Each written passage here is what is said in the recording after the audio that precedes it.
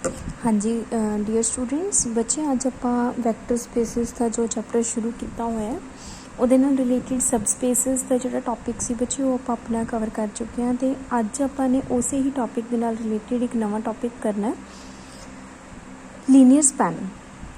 ਤਾਂ linear span ਤੋਂ ਪਹਿਲਾਂ ਤੁਹਾਨੂੰ ਹੋਵੇ ਕਿ ਲੀਨੀਅਰ ਕੰਬੀਨੇਸ਼ਨ ਕੀ ਹੁੰਦਾ ਹੈ ਕਿ ਜਿਵੇਂ ਮੰਨ ਲਓ ਤੁਹਾਡੇ ਕੋਲੇ ਕੋਈ ਵੀ ਵੈਕਟਰ ਸਪੇਸ ਗਿਵਨ ਹੋਊਗੀ, ਠੀਕ ਹੈ, ਤੁਸੀਂ ਉਹਦੇ ਵਿੱਚੋਂ ਕੁਝ ਵੈਕਟਰਸ ਕੰਸੀਡਰ ਕੀਤੇ ਜਿਵੇਂ v1 v2 vn ਜਿਹੜੇ ਕਿ v ਨੂੰ ਬਿਲੋਂਗ ਕਰਦੇ ਨੇ ਤੇ ਕਹਿੰਦੇ ਕਿ ਅਗਰ ਤੁਹਾਡੇ ਕੋਲੇ v ਦੇ ਵਿੱਚ ਹੀ ਇੱਕ ਐਸਾ ਵੈਕਟਰ ਹੋਰ ਐਗਜ਼ਿਸਟ ਕਰ ਜਾਂਦਾ ਹੈ ਜਿਹੜਾ ਵੈਕਟਰ ਇਹਨਾਂ ਦੇ ਸਕੇਲਰ ਮਲਟੀਪਲ ਮਤਲਬ ਉਸਨੂੰ ਆਪਾਂ ਇਸ ਫਾਰਮ ਦੇ ਵਿੱਚ ਲਿਖ ਸਕੀਏ means α1 into v1 plus α2 into v2 plus α3 into v3 up to α n in vn।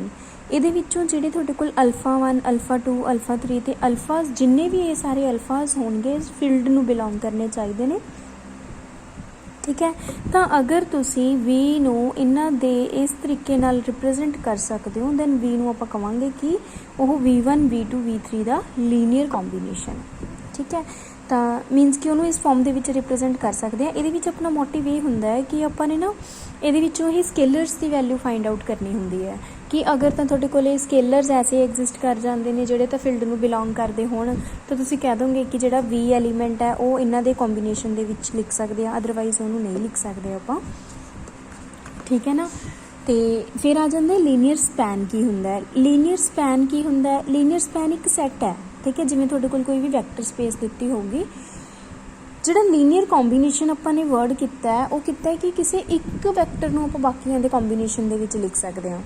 But ਜਦੋਂ ਆਪਾਂ ਲੀਨੀਅਰ ਸਪੈਨ ਦੀ ਗੱਲ ਕਰਦੇ ਹਾਂ, ਲੀਨੀਅਰ ਸਪੈਨ ਦਾ ਮਤਲਬ ਇੱਕ ਸੈੱਟ ਤੋਂ ਹੈ ਜਿਸ ਸੈੱਟ ਦੇ ਵਿੱਚ ਹਰ ਇੱਕ ਐਲੀਮੈਂਟ ਨੂੰ ਆਪਾਂ ਵੈਕਟਰਸ ਦੇ ਕੰਬੀਨੇਸ਼ਨ ਦੇ ਵਿੱਚ ਲਿਖ ਸਕਦੇ ਹਾਂ। ਮੀਨਸ ਕਿ ਇੱਕ ਐਸਾ ਸੈੱਟ ਜਿਹਦੇ ਵਿੱਚ ਹਰ ਇੱਕ ਵੈਕਟਰ ਬਾਕੀਆਂ ਦਾ ਕੰਬੀਨੇਸ਼ਨ ਹੋਊਗਾ ਤਾਂ ਉਹਨੂੰ ਆਪਾਂ ਲੀਨੀਅਰ ਸਪੈਨ ਸੈੱਟ ਕਹਾਂਗੇ ਐਸੇ ਦਾ, ਠੀਕ ਹੈ। ਮੀਨਸ ਕਿ ਜਿਵੇਂ ਦੇਖੋ ਇੱਥੇ ਆਪਣੇ ਕੋਲ ਹੈਗਾ ਕਿ ਐਸ ਕੋਈ ਵੀ ਨॉन ਐਮਪਟੀ ਸਬਸੈਟ ਹੈ ਵੈਕਟਰ ਸਪੇਸ VF ਦਾ, ਠੀਕ ਹੈ। ਤਾਂ ਕਹਿੰਦੇ then the set of all linear combination of any finite number of element of S। Means ਕਿ ਅਗਰ ਤੁਸੀਂ S ਸੈੱਟ ਦੇ ਸਾਰੇ ਪੋਸੀਬਲ ਕੰਬੀਨੇਸ਼ਨ ਤੁਸੀਂ ਕੰਸੀਡਰ ਕਰ ਲਓ, ਪੋਸੀਬਲ ਕੰਬੀਨੇਸ਼ਨ ਮੀਨਸ ਚਾਹੇ ਉਹ 2 ਤੋਂ ਬਣਦੇ ਨੇ, ਚਾਹੇ 3 ਤੋਂ ਬਣਦੇ ਨੇ, ਚਾਹੇ 4 ਤੋਂ ਬਣਦੇ ਨੇ, ਉਹਨਾਂ ਸਾਰੇ ਕੰਬੀਨੇਸ਼ਨਸ ਨੂੰ ਕੰਸੀਡਰ ਕਰਕੇ ਤੁਸੀਂ ਇੱਕ ਨਵਾਂ ਸੈੱਟ ਬਣਾ ਲਓਗੇ। ਉਹ ਸੈੱਟ ਦਾ ਜਿਹੜਾ ਨਾਮ ਹੋਊਗਾ ਉਹ ਹੋਊਗਾ LS, ਠੀਕ ਹੈ। ਤਾਂ ਇਸ LS ਦੇ ਵਿੱਚ S ਸੈੱਟ ਦੇ ਸਾਰੇ ਕੰਬੀਨੇਸ਼ਨਸ ਪਏ ਹੈ ਤਾਂ ਇਹ ਸੈੱਟ ਹੋ ਗਿਆ ਤੁਹਾਡਾ ਲੀਨੀਅਰ ਸਪੈਨ ਆਫ S, ਠੀਕ ਹੈ ਜੀ। ਤਾਂ ਇਹ ਫਿਰ ਆ ਜਾਂਦਾ ਬੱਚੇ ਜਰਨੇਟਰ ਕੀ ਹੁੰਦਾ ਹੈ। ਜਰਨੇਟਰ ਕੀ ਹੁੰਦਾ ਹੈ ਕਿਸੇ ਵੀ ਵੈਕਟਰ ਸਪੇਸ ਦਾ। ਜਦੋਂ ਆਪਾਂ ਜਰਨੇਟਰ ਦੀ ਗੱਲ ਕਰਦੇ ਹਾਂ ਵੈਕਟਰ ਸਪੇਸ ਦੀ ਤਾਂ ਆਪਾਂ ਇੱਕ ਸੈੱਟ ਨੂੰ ਡਿਫਾਈਨ ਕਰਾਂਗੇ, ਠੀਕ ਹੈ। ਇੱਕ ਐਸਾ ਸੈੱਟ ਜਿਹੜਾ ਕਿ ਲੀਨੀਅਰ ਸਪੈਨ ਵੀ ਹੋਵੇ, ਮੀਨਸ ਕਿ ਆਪਾਂ ਇੱਕ ਜਿਵੇਂ ਮੰਨ ਲਓ ਮੈਂ ਕਹਾਂ ਕਿ ਇੱਕ v ਲਿੱਤਾ, ਠੀਕ ਹੈ। v ਮਤਲਬ ਇੱਕ ਵੈਕਟਰ ਸਪੇਸ ਕੰਸੀਡਰ ਕੀਤੀ, v ਦਾ ਇੱਕ ਇਹ ਵੈਕਟਰ ਸਪੇਸ ਹੈ, ਠੀਕ ਹੈ। S ਮੈਨੇ ਇਹਦਾ ਇੱਕ ਸਬਸੈਟ ਕੰਸੀਡਰ ਕੀਤਾ।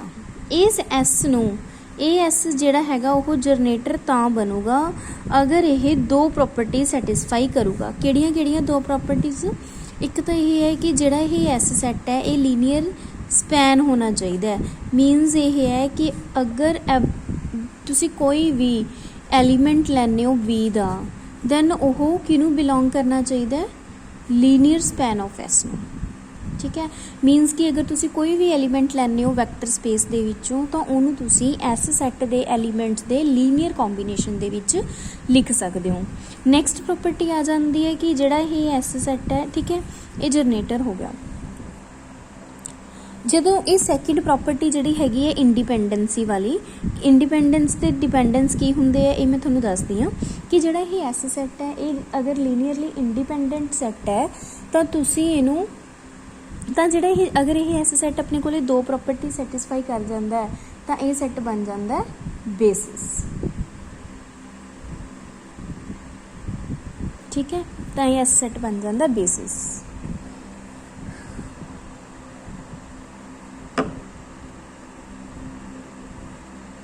ਜਿਹਦੇ ਵਿੱਚੋਂ ਰਾਜੇ ਤੁਹਾਡੇ ਕੋਲ ਜਿਹੜਾ ਜਨਰੇਟਰ ਹੈ ਉਹ ਜਸਟ ਆਪਾਂ ਕਵਾਂਗੇ ਕਿ if S is a non-empty subset of a vector space VF then S is called a generator of the vector space VF if each element of V can be expressed as a linear combination of the element of S। ਤਾਂ S generator ਤਾਂ ਬਣ ਜਾਊਗਾ ਅਗਰ V ਦਾ ਹਰ ਇੱਕ element ਨੂੰ ਆਪਾਂ S vectors ਦੇ S ਦੇ ਐਲੀਮੈਂਟਸ ਦੇ ਲੀਨੀਅਰ ਕੰਬੀਨੇਸ਼ਨ ਦੇ ਵਿੱਚ ਲਿਖ ਸਕਦੇ ਹੋਈਏ। ਠੀਕ ਹੈ, ਨੈਕਸਟ ਪ੍ਰੂਫ ਕਰਨਾ ਹੈ ਆਪਾਂ ਨੇ ਕਿ ਜਿਹੜਾ ਇਹ ਲੀਨੀਅਰ ਸਪੈਨ ਵਾਲਾ ਸੈੱਟ ਬਣਦਾ ਹੈ ਕਿ ਮੀਨਸ ਆਪਣੇ ਕੋਲ ਇਹ ਤਾਂ ਸ਼ੋਰ ਹੈ ਕਿ ਜਿਹੜਾ ਐਸ ਆ ਉਹ ਇੱਕ ਸਬਸੈਟ ਲੈ ਲਿਆ ਹੈ ਨਾ ਆਪਾਂ ਨੇ V ਦਾ, ਤਾਂ ਇਸ ਐਸ ਤੋਂ ਜਿਹੜਾ LS ਬਣਦਾ ਉਹਨੂੰ ਆਪਾਂ ਨੇ ਸਬ ਸਪੇਸ ਪ੍ਰੂਫ ਕਰਨਾ ਹੈ ਜਾਂ ਫਿਰ ਇਹਨੂੰ ਆਪਣੇ ਆਪ ਦੇ ਵਿੱਚ ਇੱਕ ਵੈਕਟਰ ਸਪੇਸ ਪ੍ਰੂਫ ਕਰਨਾ ਹੈ। ਮੀਨਸ ਇਹ ਕਹਿ ਦਾਂਗੇ ਕਿ it is a subspace of VF, L over S and V over F। ਠੀਕ ਹੈ ਬੱਚੇ, ਤਾਂ ਇਹ ਗੱਲ ਆਪਾਂ ਨੇ ਇਹਨੂੰ ਸਬ ਸਪੇਸ ਪ੍ਰੂਫ ਕਰਨਾ ਹੈ। ਹੁਣ ਸਬ ਸਪੇਸ ਪ੍ਰੂਫ ਕਰਨਾ ਹੈ ਤਾਂ ਆਪਾਂ ਕਿਵੇਂ ਪ੍ਰੂਫ ਕਰਾਂਗੇ? ਆਪਾਂ ਦੋ ਐਲੀਮੈਂਟ ਅਲਫਾ LS ਦੇ ਵਿੱਚੋਂ ਕੰਸੀਡਰ ਕਰਾਂਗੇ। ਸਪੋਜ਼ V ਤੇ W ਤੁਸੀਂ ਬਿਲੋਂਗ ਕਰਵਾਏ LS ਨੂੰ, ਤੁਸੀਂ ਸ਼ੋਅ ਕਰਨਾ ਹੈ ਕਿ alpha VV plus beta W belongs to LS। ਅਗਰ ਤੁਹਾਡੇ ਕੋਲ ਇਹ ਕੰਡੀਸ਼ਨ ਹੋ ਜਾਂਦੀ ਹੈ ਤਾਂ ਪ੍ਰੂਫ ਹੋ ਜਾਊਗਾ ਕਿ ਜਿਹੜਾ LS ਹੈ that is a subspace ਜਾਂ ਵੈਕਟਰ ਸਪੇਸ। ਠੀਕ ਹੈ, ਤਾਂ ਹੁਣ ਇਹਦੇ ਵਾਸਤੇ ਆਪਾਂ ਕੀ ਕਰੀਏ? ਹੁਣ ਅਗਰ V LS ਨੂੰ ਬਿਲੋਂਗ ਕਰਦਾ ਹੈ ਤਾਂ ਮੈਂ V ਨੂੰ ਲਿਖ ਸਕਦੀ ਹਾਂ in a linear combination of element of S। Means ਉਹਨੂੰ ਮੈਂ ਲਿਖ ਸਕਦੀ ਹਾਂ suppose alpha I into VI। ਠੀਕ ਹੈ, ਅਤੇ ਜਿਹੜਾ W ਹੈ ਉਹਨੂੰ ਆਪਾਂ ਕਿਵੇਂ ਲਿਖ ਸਕਦੇ ਹਾਂ? ਬਿਕੋਜ਼ W ਵੀ LS ਨੂੰ ਬਿਲੋਂਗ ਕਰਦਾ ਹੈ, ਤਾਂ suppose JIN beta I WI suppose, ਹੈ ਨਾ। ਤਾਂ ਹੁਣ ਤੁਸੀਂ alpha V plus beta W ਨੂੰ ਪ੍ਰੂਫ ਕਰਨਾ ਹੈ ਕਿ ਉਹ LS ਨੂੰ ਬਿਲੋਂਗ ਕਰਦਾ ਹੈ। ਤਾਂ ਅਲਫਾ V ਕੀ ਬਣ ਜਾਊਗਾ? Summation I varies from 1 to N ਅਲਫਾ I VI plus beta summation I varies from 1 to N beta I WI। ਠੀਕ ਹੈ ਨਾ ਜੀ, ਤਾਂ ਹੁਣ ਤੁਸੀਂ ਦੇਖੋ ਜਦੋਂ ਇੱਥੇ ਤੁਸੀਂ ਅਲਫਾ ਨੂੰ ਇਸ ਦਾ ਮਲਟੀਪਲਾਈ ਕਰੋਗੇ ਤਾਂ ਇਹਨੇ ਬਣ ਜਾਣਾ alpha I VI I varies from 1 to N plus beta BI summation I varies from 1 to N WI। ਤਾਂ ਇੱਕ ਤਰੀਕੇ ਨਾਲ ਜਿਹੜੇ ਇਹ V ਤੇ W ਨੇ, ਜਿਹੜੇ ਇਹ VIs ਤੇ WIs ਹੈ, ਇਹ ਬਿਲੋਂਗ ਕਰ ਰਹੇ ਨੇ S ਨੂੰ and WI is also belongs to S। ਤਾਂ ਇੱਕ ਤਰੀਕੇ ਨਾਲ ਜਿਹੜਾ ਇਹ alpha V plus beta W ਹੈ ਉਹਨੂੰ ਆਪਾਂ ਨੇ S ਵੈਕਟਰਸ ਦੇ ਲੀਨੀਅਰ ਕੰਬੀਨੇਸ਼ਨ ਦੇ ਵਿੱਚ ਡਿਫਾਈਨ ਕਰਤਾ। ਠੀਕ ਹੈ ਨਾ, ਤਾਂ ਪ੍ਰੂਫ ਹੋ ਗਿਆ ਕਿ ਜਿਹੜਾ alpha V plus beta W ਹੈ ਇਹ ਬਿਲੋਂਗ ਕਰ ਗਿਆ LS ਨੂੰ। ਤਾਂ ਪ੍ਰੂਫ ਹੋ ਗਿਆ ਕਿ ਜਿਹੜਾ LS ਹੈ that is a subspace. ਠੀਕ ਹੈ ਨਾ ਜੀ, ਫਿਰ ਆ ਜਾਂਦੀ ਹੈ ਸਮੋਲੈਸਟ ਸਬ ਸਪੇਸ ਕੀ ਹੁੰਦੀ ਹੈ। ਕਹਿੰਦੇ ਅਗਰ ਤੁਹਾਡੇ ਕੋਲ ਕੋਈ ਵੀ ਵੈਕਟਰ ਸਪੇਸ ਤੁਸੀਂ ਕੰਸੀਡਰ ਕੀਤੀ, V ਵੀ ਹੈ ਵੈਕਟਰ ਸਪੇਸ ਐਂਡ S ਉਹਦਾ ਕੋਈ ਸਬਸੈਟ ਲਿੱਤਾ। ਠੀਕ ਹੈ, ਤੁਸੀਂ ਇੱਕ ਸਬ ਸਪੇਸ ਜਿਵੇਂ W ਆਪਾਂ ਨੇ ਕੰਸੀਡਰ ਕੀਤੀ ਆਪਾਂ ਨੇ VF ਦੀ, ਕਹਿੰਦੇ W ਨੂੰ ਆਪਾਂ ਸਮੋਲੈਸਟ ਸਬ ਸਪੇਸ ਤਾਂ ਕਵਾਂਗੇ ਜਿਹੜੀ ਕਿ S ਨੂੰ ਕੰਟੇਨ ਕਰਦੀ ਹੈ if and only if S is a subset of W, ਕਿ S W ਦਾ ਸਬਸੈਟ ਹੋਵੇ, W ਦਾ ਸਬਸੈਟ ਹੋਵੇ। ਐਂਡ ਅਗਰ ਤੁਹਾਡੇ ਕੋਲ ਕੋਈ ਹੋਰ ਸਬ ਸਪੇਸ ਆ ਜਾਂਦੀ ਹੈ W1 V ਦੀ, ਤਾਂ S ਉਹਦੇ ਵਿੱਚ ਵੀ ਕੰਟੇਨ ਹੋਣਾ ਚਾਹੀਦਾ ਹੈ। ਠੀਕ ਹੈ, ਮੀਨਸ ਕਿ ਅਗਰ ਜਿਵੇਂ ਮੰਨ ਲਓ W1 ਤੁਸੀਂ ਲੈ ਰਹੇ ਹੋ, ਹੈ ਨਾ, W ਨੂੰ ਸਮੋਲੈਸਟ ਤਾਂ ਕਵਾਂਗੇ ਅਗਰ ਉਹ ਫਿਰ ਕਿਸੇ ਹੋਰ ਦੇ ਵਿੱਚ ਕੰਟੇਨ ਕਰ ਰਹੀ ਹੈ।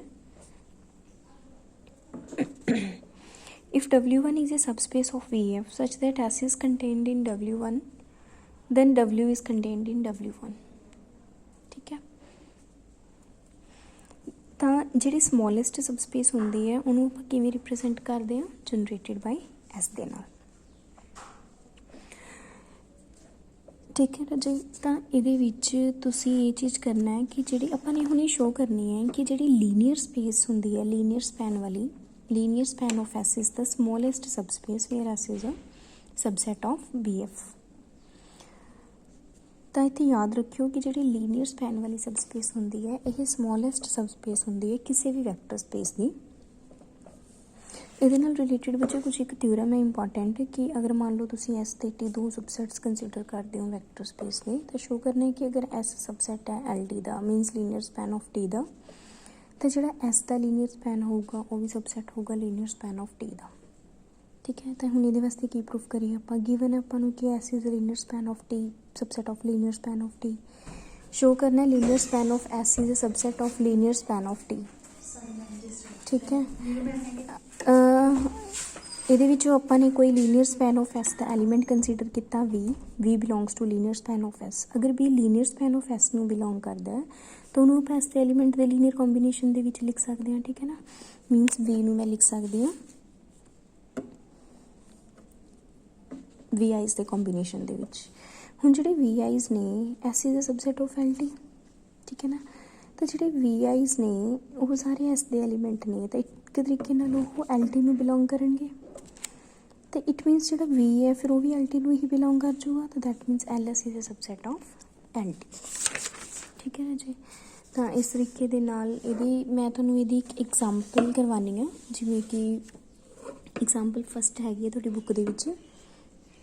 V ਇੱਕ ਵੈਕਟਰ ਲਿੱਤਾ ਆਪਾਂ 1 7 ਐਂਡ -4, ਇਹਨੂੰ ਆਪਾਂ ਨੇ ਕੰਬੀਨੇਸ਼ਨ ਦੇ ਵਿੱਚ ਲਿਖਣਾ ਵੈਕਟਰਸ ਦੇ V1 1 -3 2, V2 ਇਕੁਅਲ ਟੂ 2 -1 ਤੇ 1 ਦੇ ਕੰਬੀਨੇਸ਼ਨ ਦੇ ਵਿੱਚ ਲਿਖਣਾ।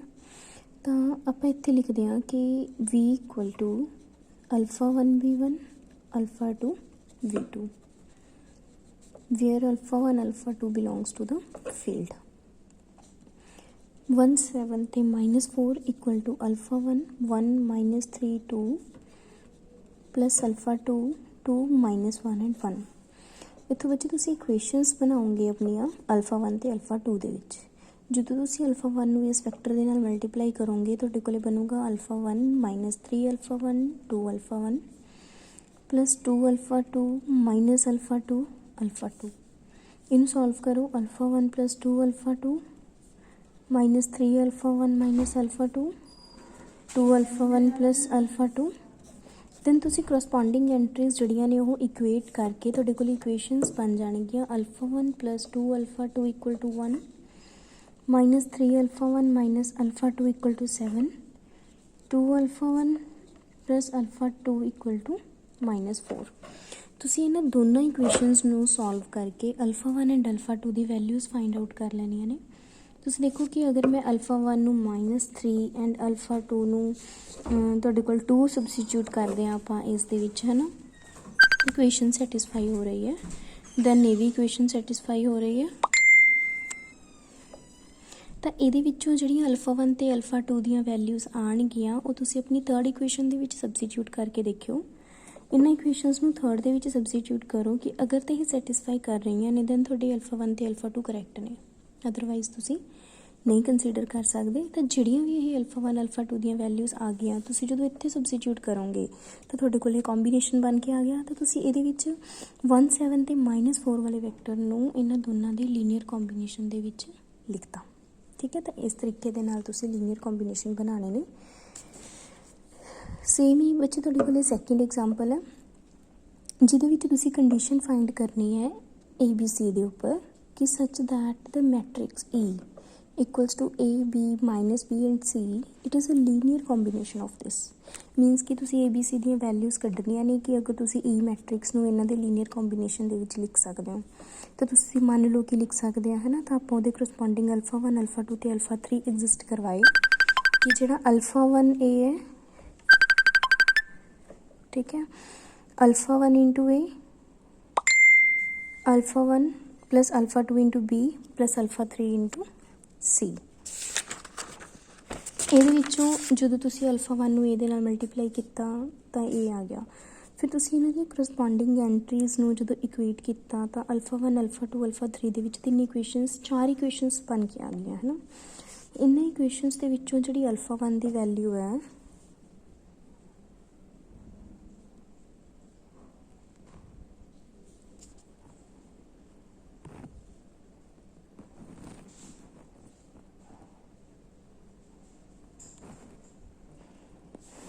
ਉਹ ਤੁਹਾਡੇ ਕੋਲੇ ਕੈਲਕੂਲੇਟ ਹੋ ਜੂਗੀ, ਠੀਕ ਹੈ।